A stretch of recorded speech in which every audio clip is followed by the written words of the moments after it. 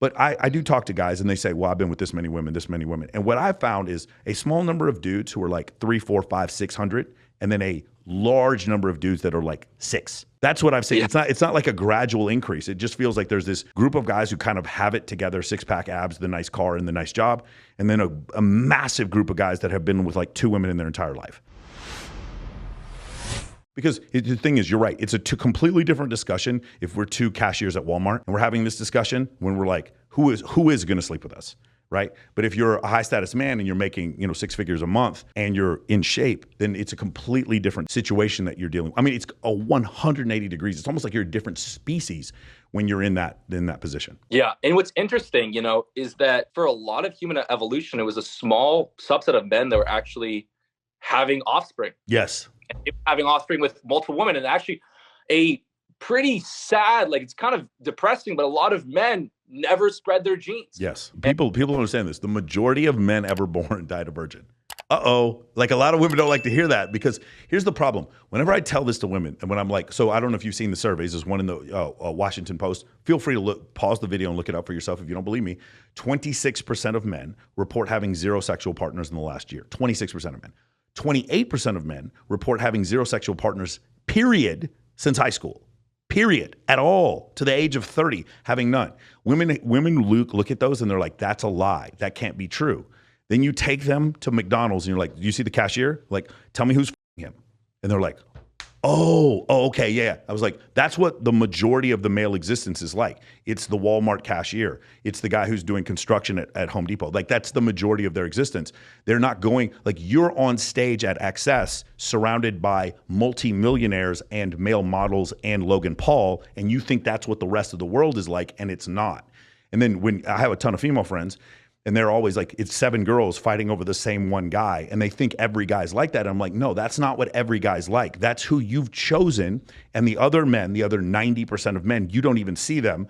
I don't know if it was, I don't know if you've seen this. 10% of men on Tinder are getting 60% of the right swipes. 43% of women on Tinder are getting 63% of the right swipe. So if you were to look at it in a normal distribution, this very small fat tail is getting the majority, whereas with women as men, we find more women as a percentage to be attractive, whereas women in general, when we bifurcate between attractive and unattractive males, there's a small percentage of males that are attractive. It's really crazy, and I think social media has only exacerbated this. Yeah, that's actually a very accurate point. Yeah. So women, most men are invisible. Yeah. And they just see the guys that are somewhat desirable. And then a big majority of the men that just, they don't realize. Yeah. There's no way that this guy has slept with anyone. They think every dude is just a whore who sleeps like 300 women a year or whatever. And then I introduce him to some guy and I'm like, dude, and sometimes these guys are like accomplished pilots, doctors, whatever. And then they just have no luck whatsoever.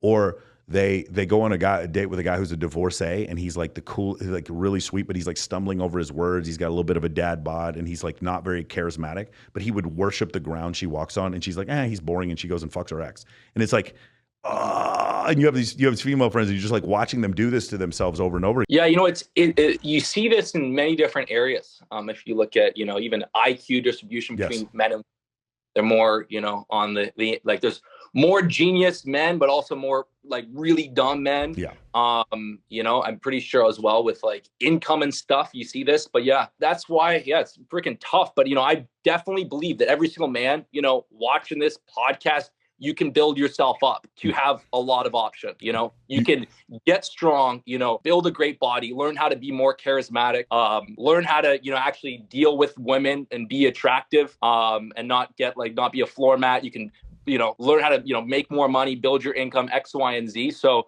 I actually, when I started out, like I was the kid in, high school that was freaking shy. Yeah. Really shy, that didn't feel like women came easy to me. Then I, developed the confidence and just put myself out there and stuff. But like, there was a time when like life would freaking, suck a ton if you just give up. You're like, and just like, the thing is, you cannot change something. You cannot improve at something while like complaining and resisting. So long that you're complaining, this is unfair, boom, boom, boom. Like all those forms are total like garbage. If you're not there to improve your life and get better results, then what are you doing? You're wasting your life away. Yeah. Okay. Like the chance of being born is 1 out of some trillion. Okay. You're going to be born to give up, complain about the way it is, hit the gym, get strong, get leaner, like even just getting in awesome shape and dressing well Yes. can like raise your points up massively. Learning how to communicate, freaking, find one friend that like, that does well and spend a bit more time with them, do the mentorship programs, get motivated, set goals. Like there's nothing wrong with the women. Okay. That's a good thing. You want to take responsibility and you want to improve yourself and you want to get to a point where, you're freaking happy with your life. You're happy with your results. And again, it might not be sleeping with 300 women, but, finding a quality girl that you're very attracted to, attracting her, having a good relationship. You can do that if you do these steps, but you have to become the person, if you want to attract, a 10 or an 8 or whatever, you want to attract that, you got to become that. Yeah. And again, for men, it's hard, but if you do the work, you will get the result. Yes. Beautiful. When you look at the human motivation through the lens of evolution, then things make a lot more sense, right? Here's kind of the bifurcation. A lot of people who are watching this, or a lot of people who complain, like a lot of the haters that you probably have on your YouTube or I have on my YouTube. Here's the difference, right? If we say that 10% of men are getting all this action and attention, you have one of two options. One, you can try to change it, right? You can say that it's unfair and you can complain about it. And there's great places to do that. It's called MGTOW, incels, red pill shit. Like that's a great place to do. You can just go join an incel place and you can complain about it. Or two, you can become part of the 10%. And that's Kinobody, that's Men of Action program. That's what those things are. For me, I made my decision. I don't have to be convinced anymore. I'm going to become part of the 10%. I don't care who I have to fuck up or run over to get there. I'm going to become part of that 10% that gets chose. I'm not going to complain about it, because here's the reason why you can't complain about it, ultimately. Because when you go throughout the evolution of our species, the 300,000 years of Homo sapien evolution and the 3 million years of hominid evolution, it's always been a small group of dudes that have options with a great number of women. This is not something that just happened in 2022. And so since it's always been like that, we're not going to change it. So I would rather if you can't beat them, join them. That's the way I look at it.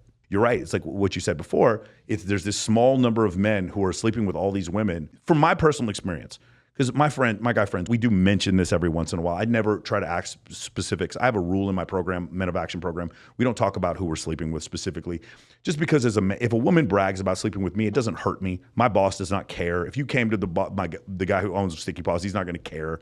Right. But if you go and brag about sleeping with a woman, that might hurt her reputation. So we have a rule. We don't brag about who we sleep with. But I do talk to guys and they say, well, I've been with this many women. And what I found is a small number of dudes who are like 300, 400, 500, 600, and then a large number of dudes that are like 6. That's what I've seen. Yeah. It's not like a gradual increase. It just feels like there's this group of guys who kind of have it together, 6-pack abs, the nice car, and the nice job. And then a massive group of guys that have been with like 2 women in their entire life. And that's the way I see it. Whereas with women, I do see more of like an even distribution. It's very interesting when you see that.